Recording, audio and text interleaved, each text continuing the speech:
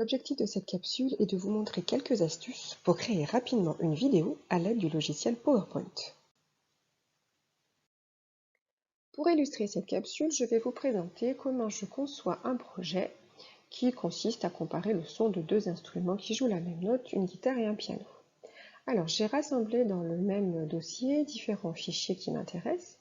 Il y a ici du texte, alors c'est simplement un fichier texte sans aucune mise en page, ça n'a pas d'intérêt, sur lequel j'ai répertorié toutes les définitions qui m'intéressaient pour mon projet.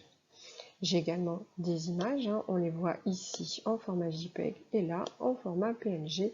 Les deux formats sont bien sûr pris en charge par PowerPoint sans problème. J'ai ensuite, bien sûr, puisque c'est un projet sur le son des sons, on voit ici un MP3, c'est le son d'un A3 joué par une guitare et un piano. Et enfin, j'ai des vidéos. Les vidéos sont simplement des captures d'écran que j'ai faites avec un autre logiciel, mais je vais vous montrer comment le faire avec PowerPoint pour indiquer comment traiter le signal lié aux différents sons des deux instruments.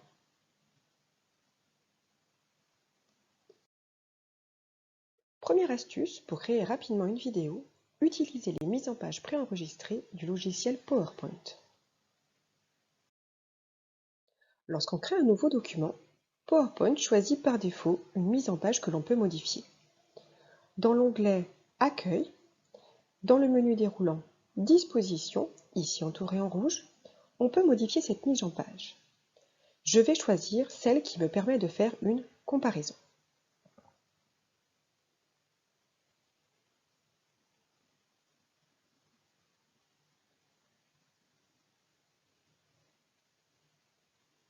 Je vais maintenant pouvoir compléter le titre de ma diapositive, le texte qui présente les deux objets de ma comparaison, la guitare et le piano, et enfin une image.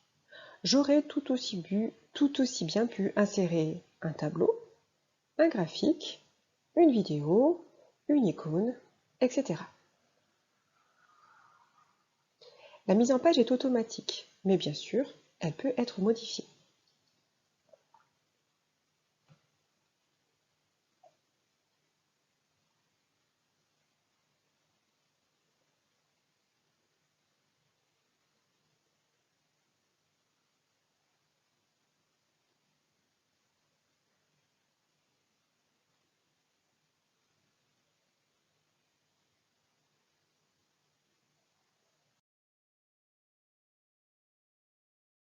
Deuxième exemple, je crée une seconde diapositive en choisissant la mise en page Contenu avec légende.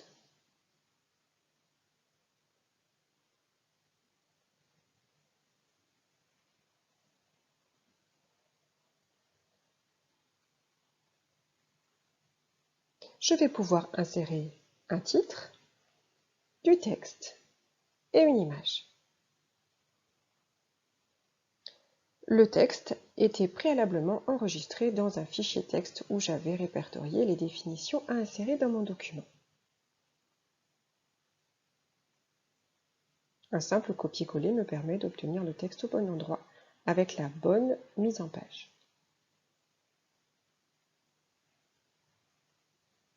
Ici encore, la mise en page est automatique, mais il est très simple et rapide de la modifier. Le logiciel PowerPoint propose d'ailleurs des idées de conception qui apparaissent sur la droite et que vous pouvez suivre.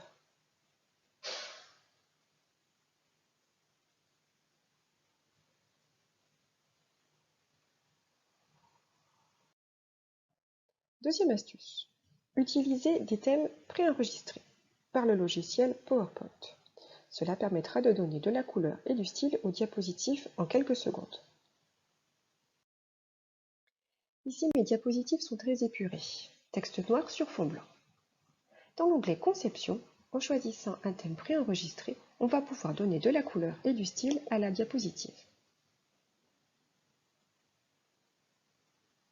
En passant sa souris sur les différents thèmes préenregistrés, on a un aperçu immédiat de la nouvelle mise en page et des nouvelles polices. Là, je vais choisir le style Collage, qui est un style relativement sobre. On voit que mes deux diapositives ont été modifiées. Tout le diaporama va être modifié. Je vais également choisir d'autres couleurs. Pour cela, je vais dans le menu Variantes et je vais choisir cette association qui me paraît offrir un contraste plus intéressant. Je peux bien sûr continuer à insérer de nouvelles diapositives avec les styles préenregistrés. Ici, je vais insérer un nouveau titre de section et on voit d'ailleurs apparaître à droite d'autres idées de conception qui ont des styles encore plus percutants que les thèmes préenregistrés. Libre à vous de les suivre si vous le souhaitez.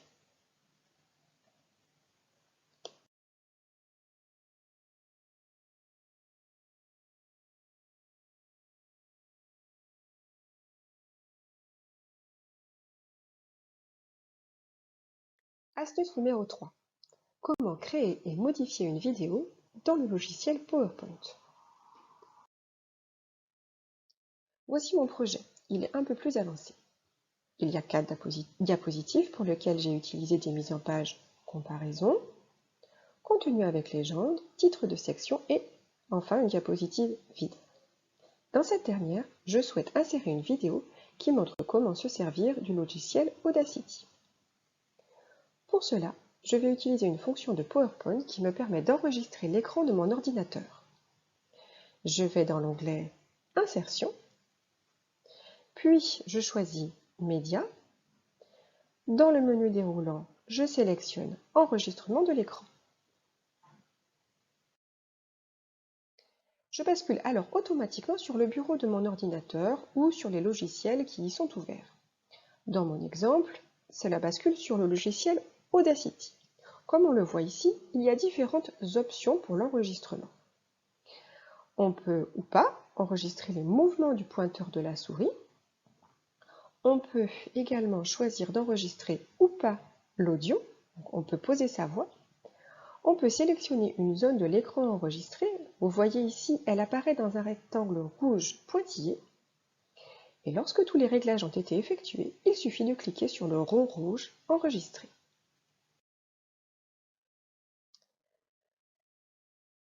Un compte à rebours commence. Remarquez qu'il faudra utiliser les touches Windows, majuscule et Q pour interrompre l'enregistrement. Ici, la vidéo de capture de l'écran est faite. Je vais laisser défiler les premières secondes de la vidéo pour vérifier qu'elle me convient. Là, donc on voit l'enregistrement, on voit mon pointeur de souris qui se dirigeait vers le menu fichier. Voilà, on me voit ouvrir un fichier audio. On le voit apparaître à l'écran. Voilà, je vérifie que les deux pistes apparaissent, c'est bien le cas. Je constate que ma vidéo me convient. Je vais maintenant modifier son style. Pour cela, je vais dans l'onglet Format et je vais passer ma souris sur les différents styles préenregistrés. On en voit de très nombreux, plus ou moins percutants, plus ou moins adaptés à mon projet. En toute sincérité, la sobriété me paraît tout à fait meilleure, donc j'élimine tous les styles. Par contre, je vais rogner. Voilà, je vais enlever quelques pixels en bas de ma vidéo qui n'apportent aucun intérêt. J'aurais pu rogner à gauche, à droite, en haut ou en bas. Le rognage se fait automatiquement, mais il faut être patient, hein. Il va prendre quelques secondes. Là, je suis en train de rejouer la vidéo. C'est exactement la même que tout à l'heure, mais avec quelques pixels en moins en bas, ce qui me permet de me concentrer voilà, seulement sur les deux signaux correspondant à mon mode stéréo. J'ai enlevé la petite bande bleue qui ne m'intéressait pas, qui était en bas. Donc maintenant, je vais pouvoir passer au montage de ma vidéo. Pour cela, je vais dans l'onglet Lecture et je vais cliquer sur Découper la vidéo. Là, en déplaçant ce petit curseur rouge, je vais pouvoir enlever les quelques dernières secondes de ma vidéo qui n'étaient pas du tout pertinentes. En déplaçant le curseur vert, je pourrais enlever quelques secondes au début de ma capture d'écran. Ici, ça n'est pas nécessaire. Donc là encore, il faut être patient, attendre quelques secondes que le montage se soit bien fait, que le découpage soit efficace. Et après, vous pouvez bien sûr à nouveau vérifier si l'enregistrement vous convient. Astuce numéro 4, créer simplement un mouvement à l'aide du logiciel PowerPoint. Dans ce projet, je souhaite souligner le fait que la période, que vous voyez ici représentée par une double flèche noire, est la même pour les deux signaux. Je veux faire glisser la flèche de la gauche vers la droite. Alors, il est tout à fait possible de le faire avec une animation, mais pour gagner du temps, il est plus simple d'utiliser la transition qui s'appelle morphose.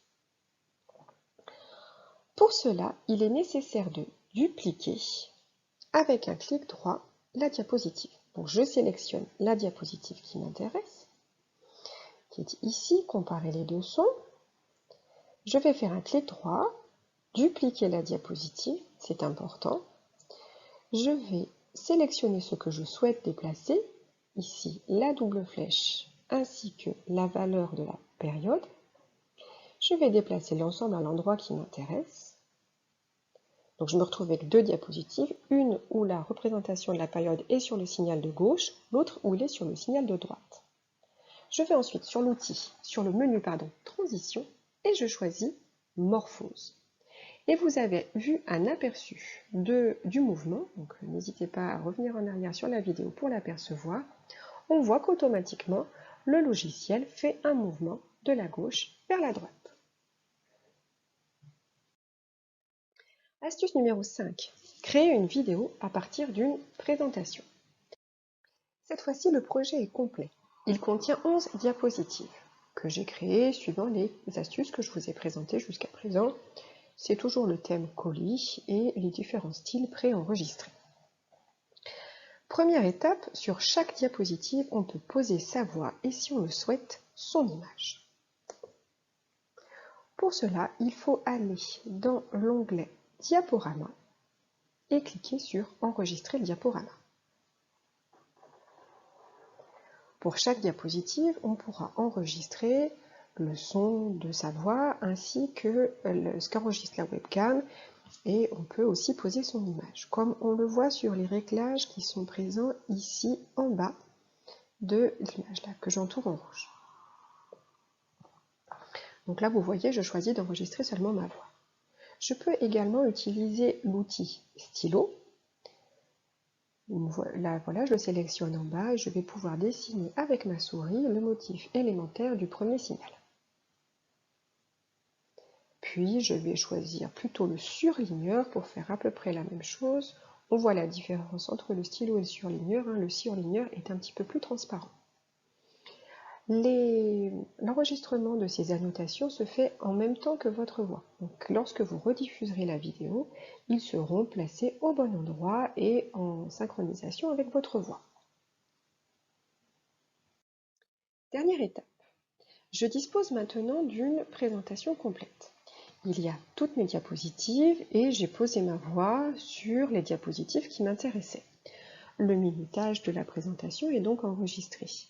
C'est ma voix, c'est la durée de mes commentaires qui donne la durée d'une diapositive, et si ce n'est pas le cas, par défaut, la durée est de 5 secondes. On peut bien sûr modifier ce temps de cette durée sur chaque diapositive. Pour être sûr que mon minutage me convient, je vais commencer par visualiser le diaporama. Donc là, je suis dans l'onglet, dans le menu diaporama. Je vais le regarder à partir du début. Donc je regarde si tout cela me convient. Voilà, et maintenant je vais transformer en vidéo. Pour cela, je vais dans l'onglet Fichier, le premier à gauche, et je vais demander d'exporter. Je vais cliquer sur Créer une vidéo, et ici il y a différentes options. Si vous souhaitez le diffuser en classe, Full HD est une bonne option. En ce qui me concerne, je souhaite le publier. Sur Internet, je vais donc demander un format standard. Donc c'est une plus petite taille. Ensuite, je vais demander à utiliser le diaporama avec le minutage et les narrations enregistrées. Et je vais pouvoir modifier le temps passé sur chaque diapositive où il n'y a pas ma voix. Je clique sur Enregistrer la vidéo, et là il faut être patient. En ce qui me concerne, étant donné que j'utilise un cloud, il va aller récupérer quelques informations auprès de mon serveur, puis il va transformer la présentation en vidéo MP4 que vous pourrez retrouver dans le fichier que vous avez désigné le plus souvent, le fichier vidéo.